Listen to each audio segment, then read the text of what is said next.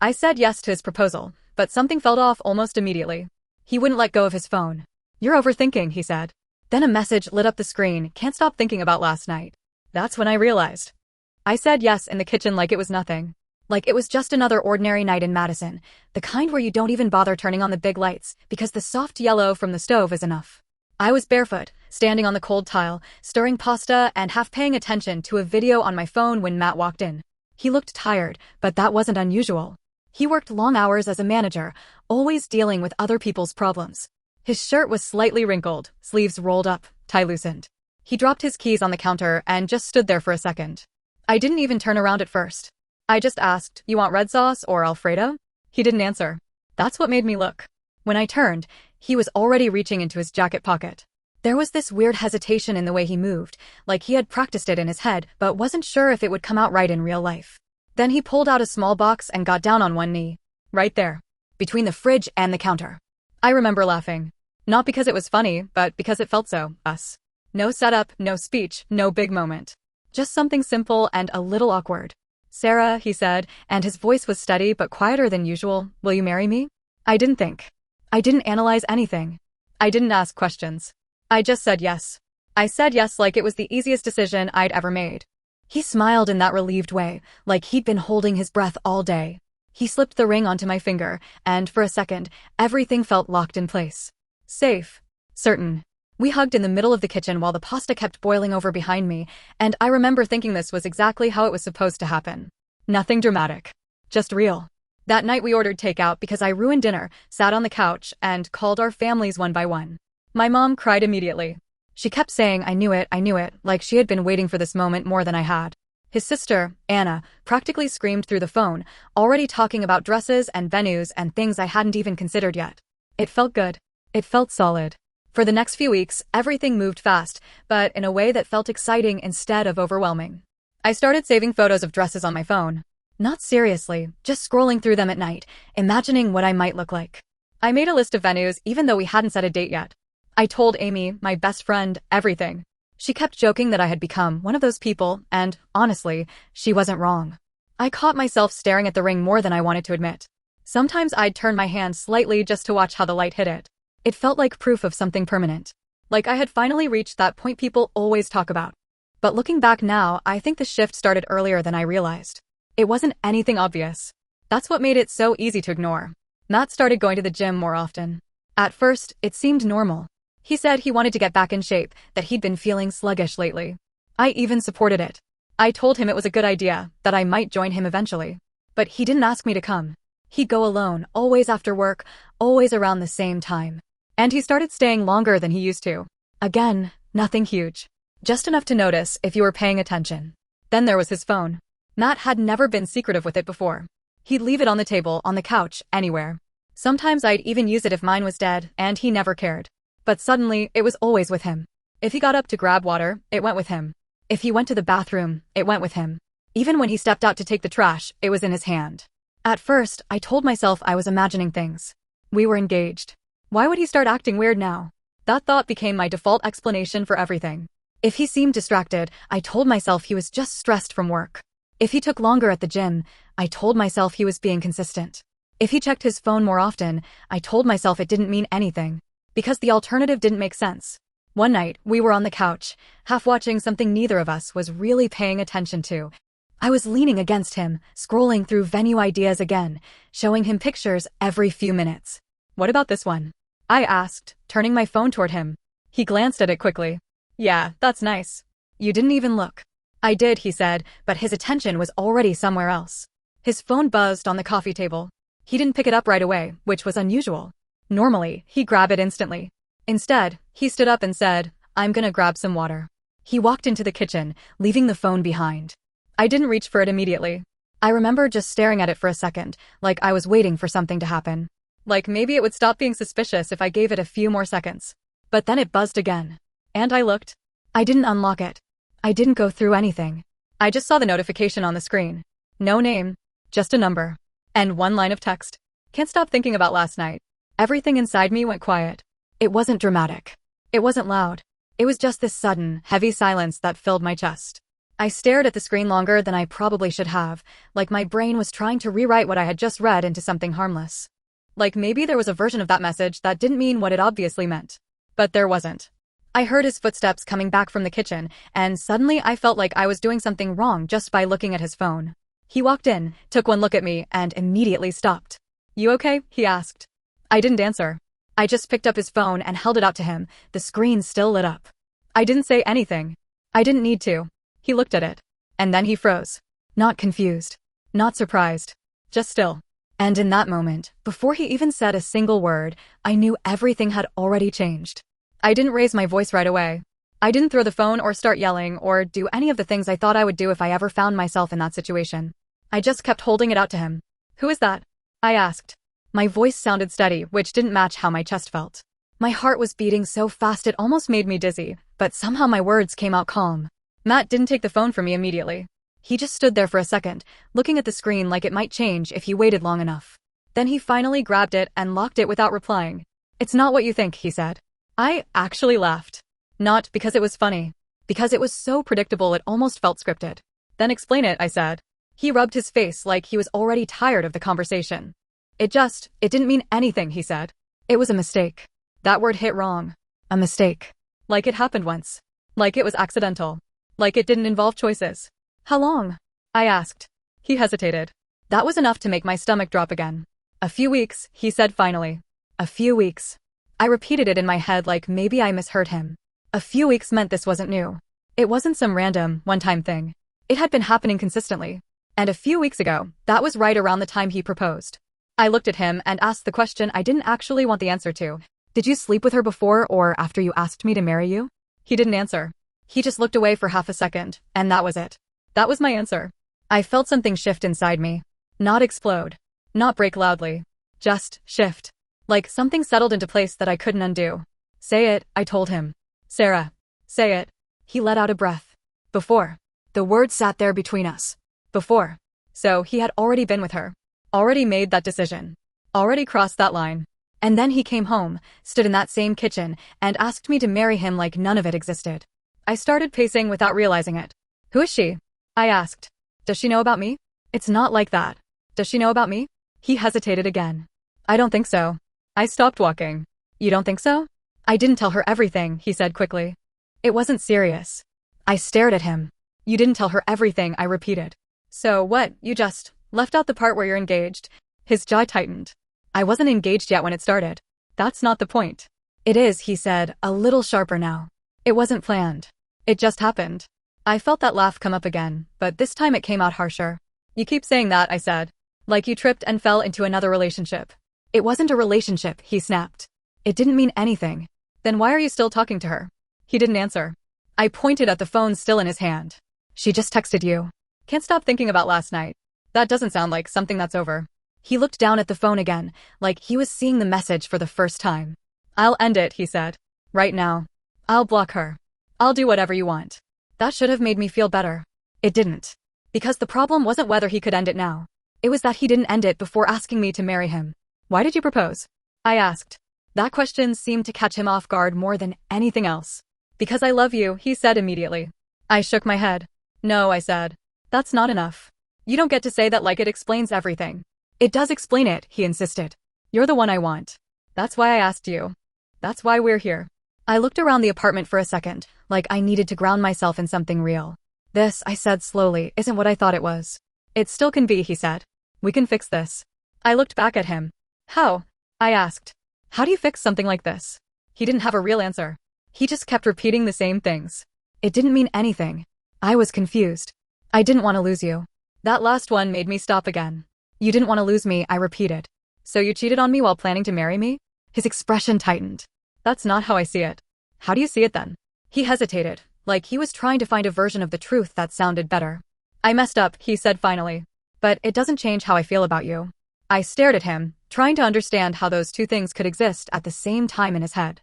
I asked him, "Do you love her?" "No," he said immediately. "Do you love me?" "Yes." Neither answer helped. Because if he didn't love her, then what was the point of any of it? And if he loved me, then why was I standing here feeling like I didn't know him at all? I suddenly felt exhausted. Not angry in a loud way. Just drained. "I need you to leave," I said. He blinked. What? I need you to leave, I repeated. Tonight. I can't. I can't do this right now. Sarah, we should talk about this. I am talking about it, I said, my voice finally cracking a little. And I'm telling you I can't look at you right now without feeling sick. That shut him up. For a second, I thought he was going to argue again. But instead, he just stood there like he didn't know what to do next. Just for tonight, he said quietly. I didn't answer. I just turned away from him and sat down on the couch. After a few seconds, I heard him move. Grab his keys. His jacket. He hesitated near the door. Sarah. I didn't look at him. Just go, I said. The door closed a few seconds later, and the apartment went completely silent. I sat there, still wearing the ring. I didn't take it off. I just stared at it. It looked exactly the same as it had an hour ago, but it didn't feel the same at all. I didn't sleep that night. I stayed on the couch with the TV on low, not really watching anything, just letting the noise fill the apartment so it didn't feel completely empty. Every few minutes, I'd look down at my hand. The ring was still there. I don't know why I didn't take it off. Maybe I wasn't ready to make it real. Maybe some part of me was still hoping there was a version of this that I could wake up from. My phone kept lighting up on the coffee table. Matt. Over and over again. At first I ignored it. Then I flipped it over so I wouldn't have to see his name. But the buzzing still cut through everything. Finally, sometime around 3 in the morning, I picked it up. There were messages stacked one after another. I'm sorry. Please just talk to me. It didn't mean anything. I ended it. I swear it's over. You're the only one I want. I stared at the screen, reading the same lines again and again, like if I looked at them long enough they'd start to mean something different. I typed out a reply at least 3 times. Deleted it every time. Because I didn't even know what I wanted to say. I didn't know if I wanted to yell at him or ask him questions or just pretend none of it happened. So I didn't respond at all. At some point, I must have dozed off for maybe an hour, because the next thing I remember was sunlight coming through the window and my neck aching from sleeping in the same position. For a few seconds, everything felt normal. Then it all came back at once. I sat up slowly, my chest already tight again, and looked around the apartment. His shoes were still by the door. His jacket wasn't. That small detail made it feel real in a way it hadn't the night before. He actually left. I got up, walked into the kitchen, and just stood there. Same place. Same counter. Same spot where he knelt down. It felt like it happened to someone else. My phone buzzed again. This time, it wasn't Matt. It was Amy. You okay? You didn't answer last night. I stared at her name for a second before calling her instead of texting. She picked up immediately. Hey, what's going on? She asked. I didn't even know how to start. So I just said it. He cheated on me. There was a pause on the other end. Then what? I leaned against the counter, closing my eyes. I saw a message on his phone last night. He's been seeing someone. For weeks. Amy didn't say anything for a second, and then her voice changed. Sharper. More focused. Are you serious? Yeah. Where is he? I told him to leave. Good. That came out fast. No hesitation. I let out a small breath. He said it didn't mean anything. Of course he did, she said. They always say that. I rubbed my forehead. He said he ended it. After you found out. I didn't respond. Amy sighed. Sarah, how long has this been going on? He said a few weeks. And he proposed during that time? Yeah. There was another pause, but this one felt heavier. That's not a mistake, she said quietly. I swallowed. I know. You know that, right? She pressed. That's not him slipping up once. That's him making a choice over and over again. I didn't want to hear it put that way. But I also couldn't argue with it. I don't know what to do, I admitted. Yes, you do, she said. I shook my head, even though she couldn't see me. No, I don't. I keep thinking about everything we've built. For years, Amy. That doesn't just disappear. And neither does what he did. That hit harder than I expected. I slid down into one of the kitchen chairs, suddenly feeling too tired to stand. I still love him, I said quietly. I know, she replied. That's what makes it harder. But loving someone doesn't make them trustworthy. I didn't say anything. Because that was the part one kept getting stuck on. Trust. It wasn't just that he cheated. It was when he did it. How he did it. The fact that he could look me in the eye, ask me to marry him, and not tell me the truth. That wasn't something I could just forget. Have you talked to him? Amy asked. No. Good. Take your time. I nodded to myself. I don't think I can fix this, I said. You don't have to fix anything, she said. You didn't break it. That should have felt comforting. Instead, it just made everything feel heavier. After I hung up, the apartment felt too quiet again. I spent most of the day moving through it without really doing anything.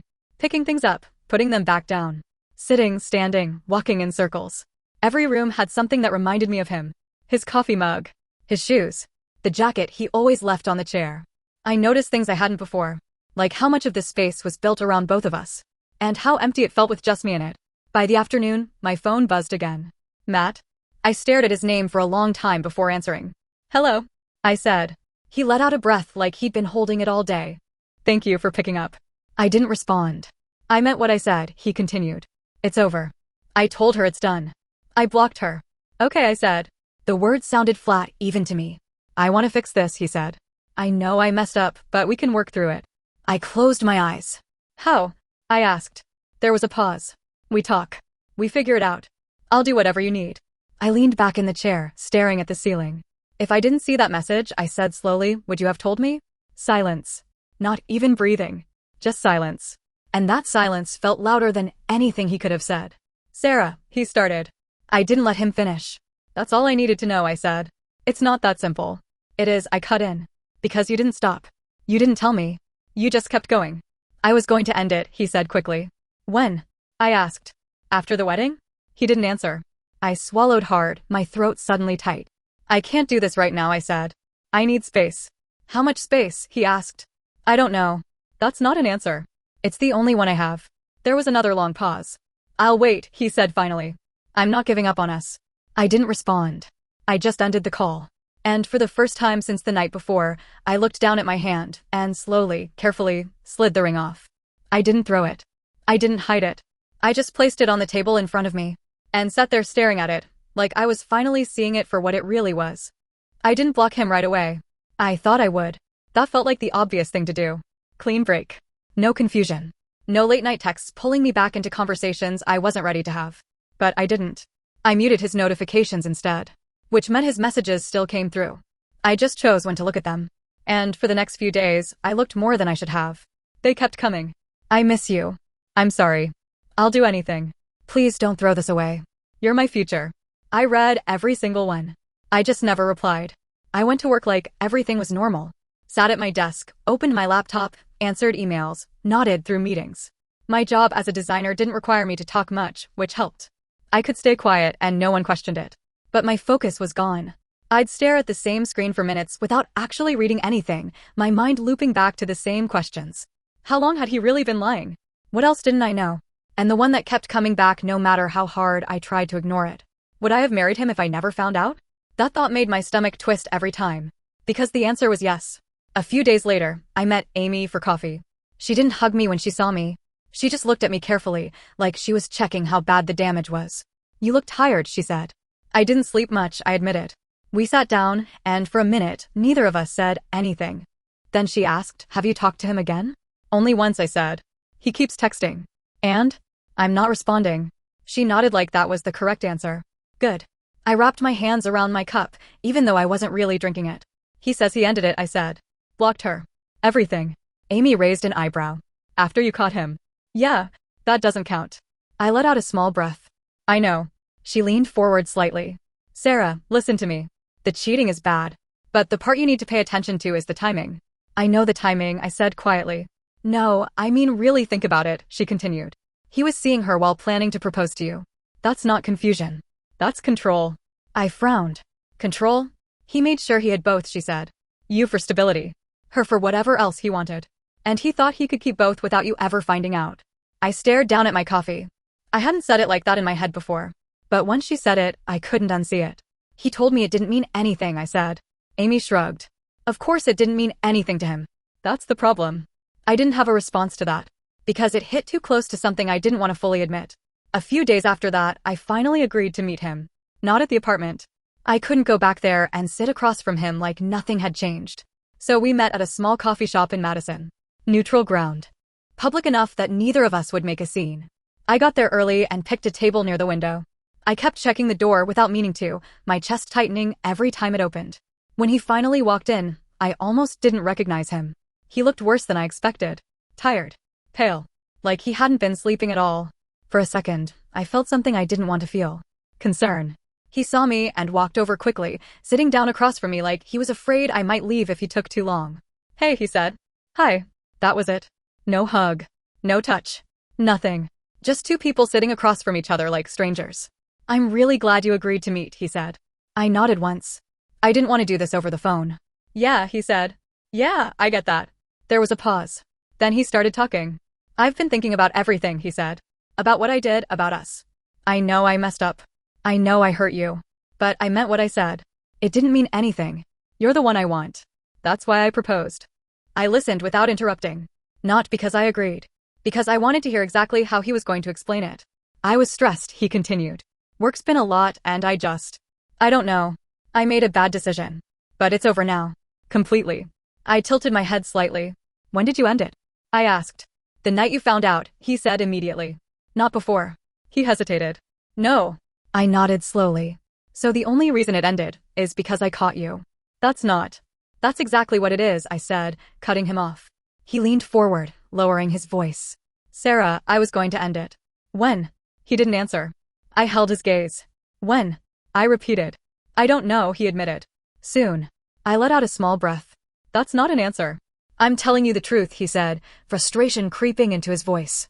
No, I said calmly. You're telling me what you think sounds better. He leaned back, running a hand through his hair. I'm trying here, he said. I'm trying to fix this. I looked at him for a long moment. Then I asked the question that had been sitting in my head since that night. If I never saw that message, would you have told me? Silence. Again. He looked down at the table this time, avoiding my eyes completely. And that was it. That was the moment everything settled into place. Not the cheating, not the message, not even the proposal.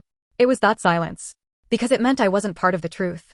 I was part of the version of the story he wanted me to believe. I reached down slowly and slid the ring off my finger. He noticed immediately. His expression changed, like something inside him dropped. Sarah, he said quietly. I placed the ring on the table between us. Not aggressively. Not dramatically. Just gently. You didn't choose me, I said. He shook his head quickly. That's not true. It is, I said. You just didn't want to lose me. That's not the same thing. It is to me. He stared at the ring like it might disappear if he looked away. You're throwing everything away over one mistake, he said. I shook my head. It wasn't one mistake, I said softly. It was a series of choices. Over and over again. He didn't respond. For once, he didn't try to argue. I stood up, grabbing my bag. This isn't something I can fix, I said. And it's not something I want to live with. Sarah, wait. I paused, but I didn't sit back down. I loved you, I said. I really did. Do, he said quickly. You still do. I looked at him. And for a second, I didn't correct him. Because maybe part of me still did. But it didn't matter anymore. Take care of yourself, I said. Then I turned and walked out. And this time, I didn't look back. I didn't go back to the apartment after that. Not right away. I stayed with Amy for a few days, sleeping on her couch, pretending I was fine every time she asked. She didn't push too much. Just made sure I ate, made sure I wasn't alone too long, made sure I didn't spiral. Everything felt quiet in a way I wasn't used to. Not peaceful. Just empty. A few days later, I went back to the apartment while Matt was at work. I knew his schedule. I knew exactly when he'd be gone. That part felt strange, how quickly something that used to feel normal suddenly felt like strategy. The place looked exactly the same. That was the worst part. Nothing had changed physically, but everything felt different. I walked in slowly, like I was entering someone else's space instead of my own. My eyes kept catching on small things. His coffee mug in the sink. His shoes by the door. The jacket he always threw over the chair. It all felt too familiar. Too intact. I didn't stay long. I packed what I needed. Clothes, toiletries, a few personal things. I didn't take anything that felt like ours. Just what was clearly mine. At one point, I stood in the kitchen again. Same spot. Same counter. I could almost see it happening, him on one knee, the ring, the way I said yes without thinking. I shook it off and grabbed my bag. Before I left, I placed the ring box on the counter. I didn't leave a note. There was nothing left to explain. After that, I moved into a small studio apartment across town. It wasn't much. Just one main room, a small kitchen, and a window that faced another building. But it was quiet, and more importantly, it was mine. The first night there felt strange. No TV noise. No footsteps. No second presence. Just me. I sat on the edge of the bed for a long time, not really doing anything, just letting the silence settle around me. And for the first time since everything happened, I didn't feel confused. It still hurt. But it wasn't chaotic anymore. It was clear. The next few weeks were uneven. Some days I felt fine. Normal, even. I'd go to work, talk to people, come home, cook dinner, watch something, sleep. Other days, it hit me all over again. A memory. A habit. Something small that reminded me of him. I kept expecting it to get easier in a straight line. It didn't. It came in waves. Matt kept trying to reach out at first. Calls. Messages. Emails. I didn't respond. Eventually, it slowed down. Then it stopped. And that silence felt different from the first one. Less heavy. More final. About 3 months later, I ran into Derek at a bar downtown. I almost didn't recognize him at first. It had been a while since I'd seen him. He was working behind the counter, wiping down glasses like nothing had changed. "Sarah," he said when he saw me. "Hey," I replied, a little surprised. We talked for a few minutes. Small things. Work, life, nothing important. Then he hesitated. "You heard from Matt at all?" he asked. I shook my head. "No." He nodded slowly. "He's not doing great," he said. I didn't respond right away. Not because I didn't care. Because I didn't know what I was supposed to feel about that. "He comes in here sometimes," Derek added. "Talks about you." I looked down at my drink. "What does he say?" I asked quietly. "That he messed up," Derek said. "That he didn't realize what he had until it was gone." I let out a small breath. "Of course. That sounds like him," I said. Derek shrugged. "He's not over you." I nodded once. "I believe that," I said. And I did. But it didn't change anything. Because being not over me didn't undo what he did. It didn't rebuild trust. It didn't erase the fact that I only knew the truth because I happened to see that message. It just meant he was dealing with the consequences. After that night, I stopped thinking about him as much. Not completely, but differently. Less like someone I lost. More like something I walked away from. It's been about 6 months now. I still have moments. Little flashes of what things used to be like. The good parts. The easy parts. And sometimes, I wonder what would have happened if I never saw that message. If I had just trusted him. I probably would have married him. That thought still makes my chest tighten. Not because I miss him. Because of how close I came to building a life on something that wasn't real. And that scares me more than losing him ever did. I don't hate him. I don't even think he's a bad person. But I do think he made choices he can't take back. And I think I made the right one by not staying. Still, there's a part of me that wonders.